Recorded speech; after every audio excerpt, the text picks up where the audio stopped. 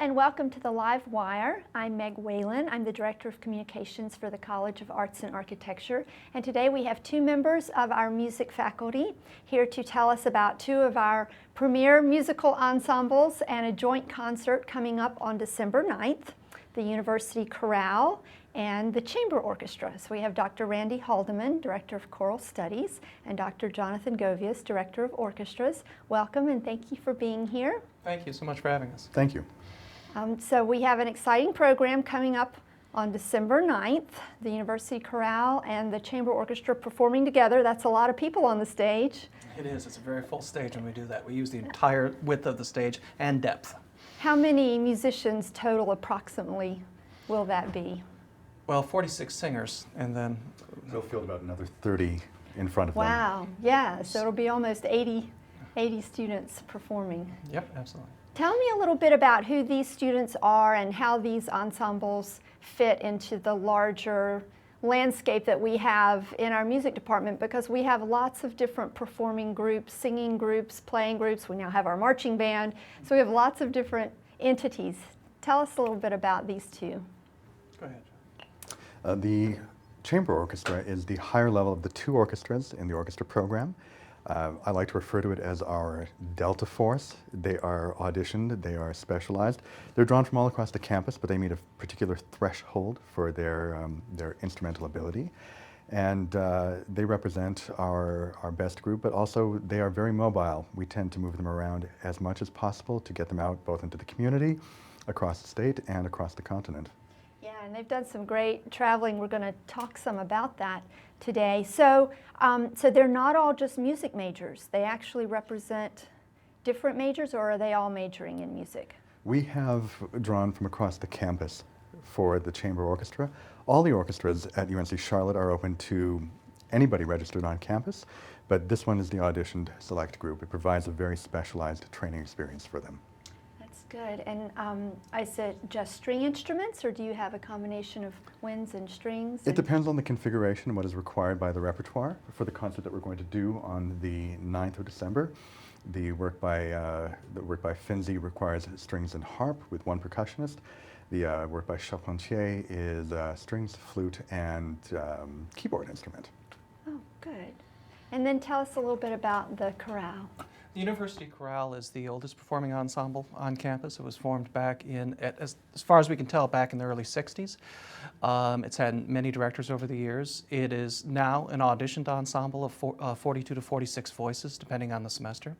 And it is a select group. It has music majors and non-majors. Anyone from across campus, and this is true with all of our performing ensembles, are available to any student on campus. And occasionally even some community members come and join us, which is always wonderful. We have, it's a soprano, alto, tenor, bass configuration. It's a mixed ensemble. There's equal weights in each of the sections. It's an audition process. You audition for each semester, so if you wish to audition in the spring and participate in the spring, that's fully available. There's about 500 students in the choral program right now, which makes it the largest choral program in the Carolinas. We have everything from a gospel choir, vocal jazz, to men's choir of about 120 singers, women's choir of about 120 singers. We have chamber singers that comes and goes depending on the season. We have lots of opportunities to participate in ensembles and vocal ensembles at UNC Charlotte. The chorale is primarily, it's called the flagship university choral ensemble, in that it also does the bulk of the traveling and representation. Whenever we have official performances for the university, it's the University Chorale that will sing at those functions. We also tour every year. We tour either the state or the region or an international tour. We're on a 3-year cycle. And we also do everything from madrigals, totally a cappella works, to contemporary works, to works with orchestra and other ensembles. So, yeah, you know, I think probably people tend to think of our ensembles, whether vocal or instrumental, as being primarily music department focused, and students are music majors, and that it's sort of an insulated world, but it really is such an integrated place for students from all sorts of different majors. And I know that's one thing that we've been talking about a lot this year with the marching band is how every single college is represented in that collection of students, and that tends to be the case really for all of our ensembles. I mean, you have kids who are engineering majors, you know, playing violin along, or in some cases they're double majors, playing along with people who are music majors, and I think that's really a strength and a wonderful thing for our music department and for our university. Absolutely. I know all the directors of the ensembles that I speak to. Really, the non-majors are the heart and soul of the ensemble. For example, in chorale, for many generations, it was just non-majors who were in the ensemble. And now we have, of course, a very strong and vital music program and vocal music program. So it's about half and half right now in chorale. I'm not sure what the numbers are in chamber orchestra, but that is the largest contingent of majors in an ensemble. All the rest of the ensembles are overwhelmingly non-majors, people who come and sing as part of their the emotional stress release, and also as part of, you know, for the aesthetic response of singing in a top-tier collegiate ensemble. I think that reflects the philosophy of the department. We have the objective of training musicians to a very high standard for those who are music majors, but we also believe philosophically in the importance of providing service to the larger university community.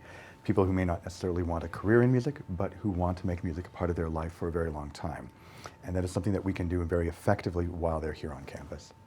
Yeah, in fact, I know I recently was doing some work on our website with some of the language around the orchestras, and I like the fact that you're very pronounced about the mission of these orchestras as, you know, playing in an orchestra. We believe that playing in an orchestra is an act of service to community and as an action of community, and I just thought that was a really lovely thing to be very forthright about for our students. And I know you have taken music students either as a whole ensemble, this chamber orchestra for example, or as individual small groups of students to not only perform publicly for people all over the place, but to actually work educationally with other students. Tell us a little bit about some of those activities that the orchestra musicians have been involved in.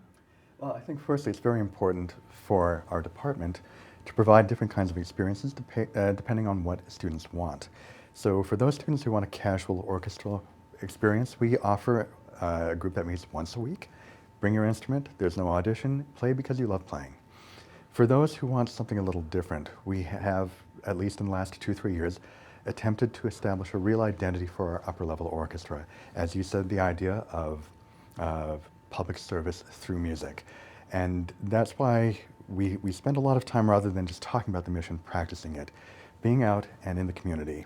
Very good example, in fall of 2014, we did 13 performances in 10 days across the Carolinas. In public schools, in public performance venues here at Belk Hall, with the intention of simply making what we do accessible and available to people. But we go to the next step, and as you talked about, the educational component, it's not simply enough to perform. We don't want to present, we want to engage, and engage on a very participatory, personal level. So with that in mind, we took the orchestra to Montreal for a full week in March of last year. We found sufficient funding for this program so that the students only had to pay for their food. And we covered their airfare and their travel costs in their hotel in Montreal. And this reflects a very different perspective on music making. Normally when an orchestra goes on tour, it's sometimes a bit of a vanity thing. We're going to go to a few cool international places, we're going to take some photographs, we'll perform a few times, and we'll all have a good time. That was not the objective. We always communicated that this tour was about service. We were going to Montreal to integrate with the community for the greatest length of time possible and in the most immersive and meaningful way possible. And that was the intention, and that was the execution. That we went there, we worked with an inner-city orchestral program, fantastic program, right in the heart of Montreal. We worked on a Mohawk First Nations reserve, First Nations being the Canadian term for the indigenous population. We worked in economically depressed neighborhoods, presenting performances and with music outreach programs that meet daily to provide musical opportunity to children. So rather than just simply going there to perform and take photographs, we went there with a very specific mandate. And our audience responded very positively to that. Our audience both here and there, to the extent we were able to find the vast bulk of the funding for that program through external sources rather than university sources. People care about this work. It's much more meaningful than just presenting a performance, and they're willing to support it. And it reflects a new kind of pragmatism, at least on my part, for the orchestra department, and a different way of looking at a life in music rather than the polar opposites of being a symphony orchestra musician or a school orchestra director. Right. And I know as a college, as we enter the next stage of our new strategic planning and we look at how we want to educate all our students across the college in music and in art and dance and theater and architecture, we want to give them some of these opportunities because it is a vital choice to make as an artist, Not just as an artist, but as an institution. Right. We are a public institution, and we have a responsibility to serve the public. We're not just a public institution, we are an urban public institution. Therefore, we have a responsibility directly to the city. We are not tucked away in some corner of the state, but we are here in the largest metropolitan area of, I think, the Carolinas. And that carries with it an increased burden for us. I wouldn't, perhaps not burden, but a joyful burden, if it is a burden, that responsibility to be active and to be of service. And that is the mentality that I want the orchestra musicians to have when they leave the program. Yeah. It's part of our core values as a department, also in the college, as part of our college mission and the university mission as well. So. Yeah, so let's talk a little bit too about some of the activities of the chorale, because they're doing some traveling and then you do have, even though I'm not sure you're going this year, but I know you have relationships in Spain with educational institutions, and you've housed choral festivals, educational programs for high school kids here, so there's all kinds of activity going on in this kind of public dimension of what we do. Absolutely. We have, to piggyback on what John was saying and the mission of this institution, is that we provide access and opportunity. So if we have students who have never traveled outside of this part of the world before, we give them an opportunity and access to do that by whatever means we can dream up, through external funding, through grants, through institutional support. And that's part of our core mission. And you mentioned one of the things we do. We have an opportunity with a school system in Madrid called Grado San Diego, that when we go during the summers, I go most summers with a contingent of students, to work with that school system. And they have the first publicly funded conservatory in Spain. So all students, it's publicly funded. That is to say, any student who wishes to study music, and the first time in history in Spain, can come and study at one of these schools. And they're dotted all over the metropolitan area of Madrid. And so our students are the ones who engage, who do the teaching, who do the mentoring, who do the encouraging for these novice musicians and some very advanced musicians who come to study at this public conservatory. We also do, as you mentioned, a choral festival every year it's called the Charlotte Multicultural Choral Festival, where we invite the entire choir from 4 or 5 different schools to come and join us. Every other choral festival in the state, in the Carolinas, takes the very best 1 or 2 singers from each of the, let's say, high school choirs or community choruses, and brings them together to sing in a very fine choir, which is great. That's a wonderful opportunity for those students.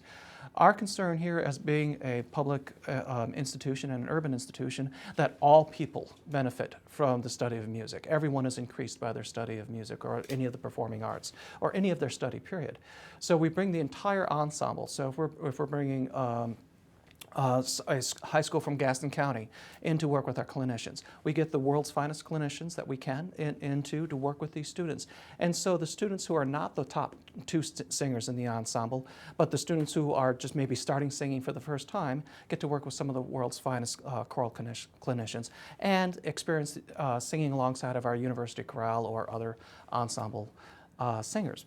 So we carry that mission forward to help the teachers in the state, to help those schools in the state, but also to engender within those populations that UNC Charlotte is the place that extends culture, meaning, aestheticism, all of the things that we try to bring to the world and share and help create with them, with all the populations. We also have a couple of other things going on. We do also do concertizing for art's sake. We have some wonderful opportunity this year. Last year, the chamber singers performed at Belmont Abbey, and some of the people who were associated with the Abbey were very impressed with the ensemble, and they are called Carolina Pro Musica. It's a local professional organization that specializes in early and Baroque music, and we have come together to put together a co-concert in the spring. In February, I'm not sure the dates off the top of my head. We're doing a few performances around Charlotte, including Belmont Abbey once again, and some other places uptown, and I think on campus, specializing in the music of Monteverdi. And so we'll be doing 60 minutes of Monteverdi and some other works, and some Eric Whitacre works that are derived from Monteverdi. And so we are partnering with area organizations and schools on a yearly basis to come up with our programming. We try to get our students into the community and our community into school. And with Carolina Pro Musica, I know that's sort of a small ensemble. They play on period instruments. They do, I think, have a vocalist. So will those musicians be performing with our choral group too? And there will be some combined? There is. There's going to be, we're doing some selection of works from Jephthah, and we'll be doing an aria. So they'll be performing individually, and we'll be combining on other things. And the chorale will be performing some things individually. We're going to try to mix it up and keep the various textures happening throughout the 60 minutes. Yeah, that's great. And then you also, I think, performed at the North Carolina Music Educators Association annual convention, which was just earlier this month. Yes, it was a couple of weeks ago. We were asked for the first time to go perform at the NCMEA, we call it, which is the collection of the music teachers in the state come to Winston-Salem once a year for in-service and learning, service learning. And our students were asked to perform on the main stage there, which is called Stevenson Center, and along with a couple of other ensembles. And it was fantastic to have the entire music teachers in the state sitting in our audience. And it was very receptive. It was a great experience for our students. We did a similar thing for the North Carolina American Choral Directors Association the previous year, in which we happened to host here at UNC Charlotte, which was the first time we performed for them as well. About 4 or 5 years ago, the chamber orchestra was invited to do NCMEA as well, and we did the Haydn Little Organ Mass with the chorale. So it was a wonderful collaboration 4 or 5 years ago as well. And we also have another performance coming up. Our tours. We're taking the tours for the first time. We're going to tour the eastern coast of North Carolina this year. So the Wilmington areas, the Fayetteville and points east, from Kitty Hawk all the way down to the bottom of the coast. So we'll be gone 4 days, I think, and we'll have 13 or 14 performances. So and that'll be in high schools and different churches, or what primarily kind of high schools. We hit a lot of high schools because that's our recruiting base, and those are the people we wish to reach. But we also hit churches. I think we have 2 performances lined up in churches, and 1 civic auditorium that I've never been to. So I hope it's a nice one, and that we've been asked to sing at, and we'll probably be reaching a few thousand people by the time we're done with that tour. So that's wonderful. Yeah, we're excited. Well, tell us a little bit about what will be on the program on December 9th. It's literally right before we break for the holidays. So is there a holiday theme to what's on the program, or is it just... There is. Sort of, there is, yeah. We're a secular institution, so especially in choral music, we have to be sensitive to that we have a wide range of cultures represented in the ensemble, as we were speaking earlier. So we try to reserve the vast majority of choral music tends to be sacred, and so we try to reserve as much of that for this December concert as possible to fit into the general feelings that are going around at that time. And so we're performing 2 sacred works with chorale and chamber orchestra. One is Gerald Finzi's In Terra Pax and On Earth Peace, and then which is a contemporary piece. It's primarily in English, even though the title isn't. And then we're performing a piece by Charpentier, which is a early Baroque composer, French composer. That is a midnight mass for Christmas. And it is a standard mass, but it's based on French Christmas carols of the 16th century. And it's a delightful work. That one is in Latin, even though it's by a French composer. And so both of those are related, relating to Christmas season, and they're both focused on specifically the night of Christmas. So we celebrated here in the States on Christmas Eve. Charpentier would have celebrated at Christmas night. But both of the pieces revolve around the experience of midnight on Christmas Eve. So. And then the orchestra has a small piece by itself on the program. We're going to open the program with a piece by a French composer, Gabriel Pierné, called March of the Little Lead Soldiers. It's a, for lack of a better word, little Christmas bonbon of seasonal music for small orchestra. It's just, a lovely little piece. And I know that you're conducting overall the concert. We alternate every year, and so last year he did Mozart, and this year I'm doing the Charpentier and the Finzi, and of course he's taking the Pierné. Although you were telling me, I think earlier, there will be a student who will conduct that evening, yes. Correct? So tell me a little bit about that. I know you have an opportunity for students to learn some conducting skills, and you kind of mentor students. Tell me a little bit about that program. It is a new program. I think it is unique at the undergraduate level, but it reflects a philosophy of trusting and empowering and encouraging student leadership from beginning to end of degree programs. As a primarily undergraduate institution, we don't generally have a lot of opportunities for students to conduct the orchestra. That's more of a graduate kind of thing, but new this year we have found the time and the resources to give that opportunity to work with our high-level orchestras to students who complete the regular conducting sequence and do it very well, and then who wish to study further. So the Pierné work, the March of the Little Lead Soldiers, will be conducted by one of two assistant conductors that we have for the orchestra this year. Her name is Faith Foster, and she will lead the piece. That's great. And what do you know about her background, what instrument does she play? She's a violin performance major and has done very well. She did extremely well in the conducting sequence and has shown tremendous aptitude, and she intends to go and do graduate studies next year in conducting. So this is part of her preparation for that process too. Great. And so tell us a little bit about, for each of the ensembles, how it might be different or challenging for them to work together, as opposed to either the orchestra performing a piece alone or the chorale performing with a pianist accompanist, which is often the case.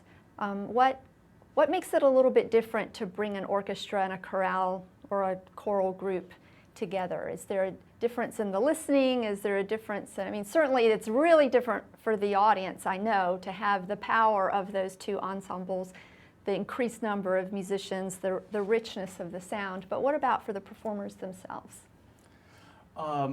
Speaking as the vocal person, it is always a challenge to listen across any ensemble. When you double the number of people performing and the number of different textures and instruments that are coming out of those people, it makes the challenge of listening and joining our sounds much more difficult, much more challenging. I have, the first violin will be playing the alto part, for example, and so they have to listen across 80 people to hear those pieces and match up their articulations, to match their dynamics, to match their tone, all those things, say nothing of intonation and the rhythms and all those things. Also, it's challenging for singers because in this country, as you mentioned, most often, unless the choir is singing a cappella, the singers are accompanied by piano, which is a percussive instrument, and therefore they have learned over time to rely on the piano to help maintain the pulse, the beat, and whatnot. And so they tend to feel the percussiveness of the pitches. When you're singing with strings, that often goes away. And so it's like another vocalist sitting next to you in that you have to listen to the onset of the tone, the cutoffs, not the percussiveness of the hammer striking the strings in order to maintain your pulse. So you have to be much more self-reliant at the same time listening across a bigger orchestra, a bigger group of people performing. Now going back the other way, and he will have much more experience in this, but of course, listening as an instrumentalist to things like where the T goes. This is not something that often happens, knowing where the choir breathes so that you can lift on the breaths and articulate those phrases the same way that a singer would. A singer would sing Kyrie eleison, so the orchestra has to listen across and make sure that they're doing the phrase that da do da do da da, as opposed to some other way that may, right, and then bow accordingly. But anyway, as an instrumentalist and orchestra member, what else is tough? It really is an issue of coordination, and not just simply temporal coordination, making sure things happen in the right place at the right time, but in a way that is complementary, the way that is supportive and that mirrors what the choir is trying to sing and what the words are conveying. Musicians, instrumentalists rather, rarely have to think about that.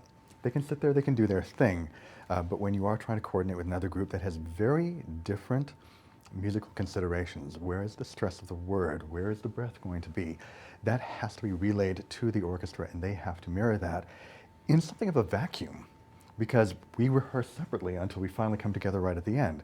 So for them, they have to rehearse with instructions that they may not fully comprehend, and then simply have to internalize without having comprehension until the rest of the picture is filled in.